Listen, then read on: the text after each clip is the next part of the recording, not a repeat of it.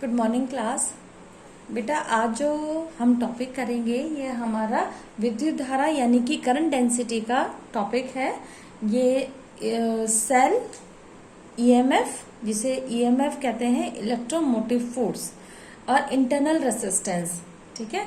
इसे हिंदी में सेल और ईएमएफ को हिंदी में विद्युत वाहक बल और आंतरिक प्रतिरोध, इनके बारे में हम पढ़ेंगे, ठीक है। सबसे पहले क्या है हमारा सेल। सेल जो नॉर्मली हम टॉर्च में या फिर घड़ी में ये हम यूज करते हैं उसे हम सेल कहते हैं। अच्छा, सेल और बैटरी में क्या डिफरेंस होता है? सेल होता है सिंगल सेल जो हम यूज कर रहे हैं, और बैटरी क्या होती है जिसमें एक से ज्यादा सेल यूज होते हैं, उसको हम बैटरी कहते हैं, ठीक है। अनदर हमारा इंपॉर्टेंट टॉपिक है जो आपको पता होना चाहिए, ईएमएफ यानी कि इलेक्ट्रोमोटिव फोर्स किसे कहते हैं। देखो इसके नाम पे नहीं जाना, पहले सेल में एक कुछ चीजें मैंने नोट की हैं, पहले उसके बारे में देख लेते हैं सेल के। कि सेल जो है, cell provides electrical energy to all circuit elements.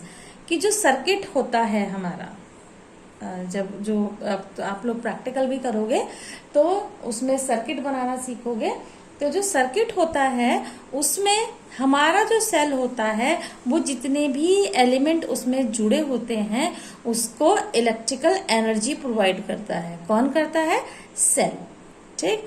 अच्छा, सेल जो है अपने आप ही चार्ज नहीं प्रोड्यूस करता है, ठीक है। और cell maintain a potential difference which forces the charge to move in the circuit. जो हमारे सर्किट में हमारा जो सेल है वो पोटेंशियल डिफरेंस को भी मेंटेन करता है, ठीक है। कि cell maintains a potential difference. जो हमारा सेल है वो क्या चीज मेंटेन करता है? पोटेंशियल डिफरेंस को मेंटेन करता है। कौन से को? जो कि इलेक्ट्रॉन को मूव फोर्स करने में, which force is the charge, जो कि चार्ज को फोर्स करता है सर्किट में मूव करने के लिए। फिर से देखिए कि जो हमारा सेल है वो पोटेंशियल डिफरेंस को मेंटेन करता है, ठीक है। कौन से पोटेंशियल डिफरेंस को? जो कि फोर्स करता है चार्ज को या इलेक्ट्रॉन्स को सर्किट में मूव करने के लिए, ठीक है। अब हम इलेक्ट्रोमोटिव फोर्स पढ़ेंगे, उससे पहले आप एक चीज देखिएगा कि किस तरीके से ईएमएफ होता है। ये वाला जो डायग्राम जो मैं बता रही हूँ, जब आप प्रैक्टिकल करोगे तो उसमें ये एपरेटस हमारा यूज होता है। उसमें क्या होता है, एक कंटेनर होता है, एक डब्बा टाइप का होता है, उसमें दो इस तरीके की रोड होती है, एक कैथोड होती है, एक एनोड होती है। एनोड जो होती है हमारी नेगेटिव होती है, यानी कि इसके ऊपर क्या कौन सा पोटेंशियल होगा? नेगेटिव पोटेंशियल होगा। और एक होती है कैथोड। कैथोड पे हमारा पॉजिटिव चार्ज होता है, एनोड पे हमारा नेगेटिव चार्ज होता है। तो इसी वजह से एनोड पे जो पोटेंशियल होगा वो कितना होगा? -V, और कैथोड पे कितना होगा? +V, ठीक है।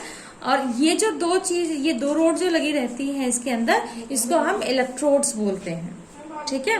और इसके इस बीकर के अंदर, इस डब्बे के अंदर एक सॉल्यूशन भरा होता है, उस सॉल्यूशन को हम क्या कहते हैं? इलेक्ट्रोलाइट कहते हैं, ठीक है। और ये जो सॉल्यूशन होता है वो कैसा होता है? कंडक्टिंग सॉल्यूशन होता है, ठीक है।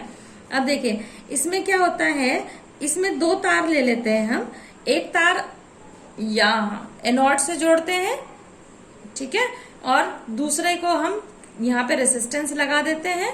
रेसिस्टेंस का मतलब क्या होता है? प्रतिरोध, जो बाधा डालता है उसको हम रेसिस्टेंस बोलते हैं। और हमारा इसका जो दूसरा कनेक्शन होता है कौन से कर देते हैं? कैथोड से कर देते हैं, राइट। तो इस तरीके से एक तार को हम बांध लेते हैं। अच्छा, अब हमारे इलेक्ट्रॉन जो फ्लो करेंगे वो कैसी डायरेक्शन में करेंगे? ये इधर की तरफ है ना, यहाँ से एनोड से कैथोड की तरफ हमारे इलेक्ट्रॉन जो है मूव करना शुरू करेंगे। तो हमारी करंट कौन सी डायरेक्शन में फ्लो करेगी? इसकी अपोजिट डायरेक्शन में। यदि हमारे इलेक्ट्रॉन इधर इस पॉइंट से एनोड के पॉइंट से कैथोड की तरफ जाएंगे तो जो हमारे इलेक्ट्रॉन है वो इधर से इसकी अपोजिट डायरेक्शन में फ्लो करेंगे। ये हमारा डायग्राम है।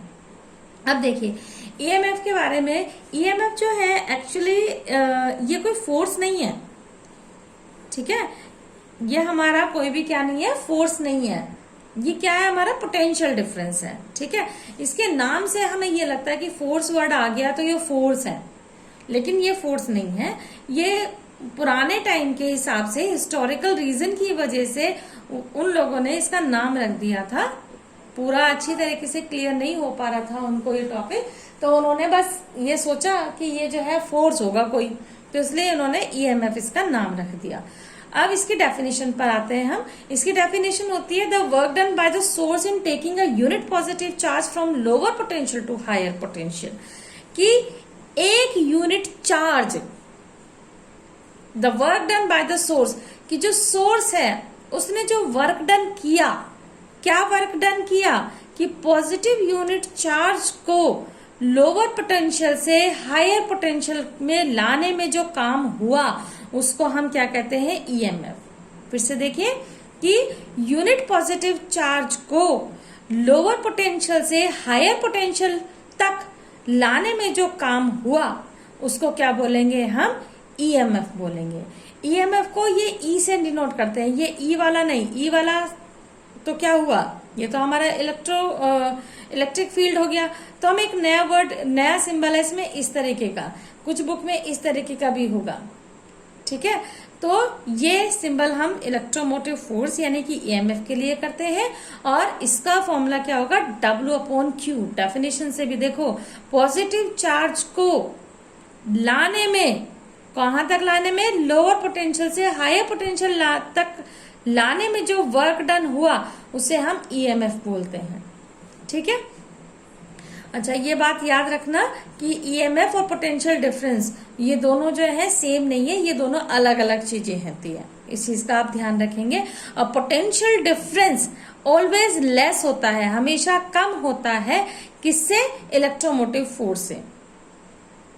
और इसके लिए कंडीशन भी होनी चाहिए कि हमारी बैटरी कैसी हो, डिस्चार्ज हो। कि यदि हमारी बैटरी डिस्चार्ज होगी उस टाइम हमारा जो पोटेंशियल डिफरेंस है वो हमेशा ईएमएफ से कम होगा, ईएमएफ से कैसा होगा, लेस देन, ठीक है। कंडीशन क्या होगी कि हमारी बैटरी कैसी होनी चाहिए, डिस्चार्ज होना चाहिए। अब इसमें हम रिलेशन देख लेते हैं। इसके लिए देखिए, एक सर्किट मैंने बनाया है, उसमें क्या क्या, एक सेल ले लिया, ठीक है। इस सेल में इसका ये एक इंटरनल रेसिस्टेंस बना दिया। इंटरनल रेसिस्टेंस को हम स्मॉल r से लिखते हैं, और इसका जो इसका एक ये बंद कर दिया जिससे कि पता चले कि ये अंदर है, ठीक है। अब इसका एक कनेक्शन जो है एक सेल के पॉइंट से कराते हैं हम, ये दूसरा हमारा रेसिस्टेंस लगा दिया, कैपिटल R से रिप्रेजेंट कर दिया इसको, और इसका दूसरे से कनेक्ट करा दिया बी पॉइंट से लाते हुए, ठीक है। अब ये जो स्मॉल r है ये हमारा इंटरनल रेसिस्टेंस होता है, और ये जो डॉट डॉट डॉट डॉट वाला एरिया है यहाँ पे क्या है इसका, ये ईएमएफ है इसका, और ये करंट हमारी ए से बी की तरफ फ्लो कर रही है, और यहाँ पे पोटेंशियल डिफरेंस कितना होगा, V होगा, ठीक है। तो ईएमएफ के लिए हमारा जो, अच्छा, एक इस चीज को याद रखेंगे कि क्लोज लूप में, क्लोज लूप का मतलब कि हमारा जो सर्किट हो वो बंद होना चाहिए। कि क्लोज लूप में जो ईएमएफ है वो जरूरी नहीं है, ईएमएफ के लिए करंट फ्लो होना जरूरी नहीं है, ठीक है, लेकिन पोटेंशियल के लिए करंट फ्लो होना बहुत जरूरी है। ये कंडीशन आप याद रखेंगे, ये मैंने नोट में लिख भी दी है नीचे, ठीक है। अब देखिए इसका रिलेशन एक छोटा सा, इसमें क्या है, हम जानते हैं V इज इक्वल टू कितना होता है हमारा, IR होता है। अब हम इसकी 2-3 कंडीशन देख लेते हैं। पहली कंडीशन है कि जब हमारा करंट फ्लो हो रहा है सर्किट में, यानी कि डिस्चार्जिंग की कंडीशन में है, इसका मतलब करंट फ्लो हो रहा है, इसका मतलब क्या हुआ कि I is not equal to 0, 0 हो ही नहीं सकती। वो क्यों नहीं हो सकती, क्योंकि हम कंडीशन ले रहे हैं कि सर्किट में हमारा जो करंट है वो फ्लो हो रहा है, इसलिए हमारा जो I है वो नॉट इक्वल टू 0 होगा।